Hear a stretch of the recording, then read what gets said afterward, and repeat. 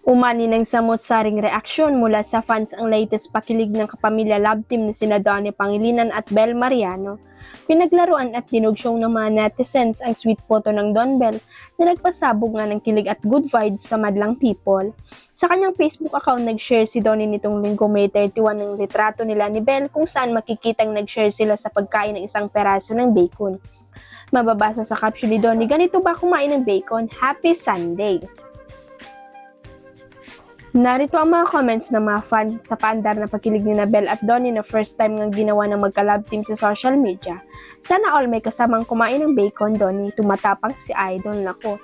Ganyan pala dapat kumain ng bacon. Huy, wow, grabe akong kilig. Uy, grabe pagpapaiyak niyo sa akin. Ganyan pala dapat para mas matamis. Tuloy pa rin ang pag-ulan ng blessing sa showbiz career at personal na buhay ng sparkle actor na si Will Ashley. Hindi pa man natatapos ang collab series ng ABS-CBN at GMA7 ang The Secrets of Hotel 88 kung saan kasama si Will ay may bago na agad siyang teleserye. Si Will ang napiling lead star ng upcoming kapuso comedy drama series na Delivery Boy, na siyang magiging first ever title role ng Pinoy Big Brother Celebrity Collab Edition Second Big Blazer. Ayon kay Will, ito rin ang unang pagsabak niya sa isang comedy series kung saan makakasama niya sina Eric Quezon, Kim P. De Leon, Meryl Soriano at Maricar de Mesa.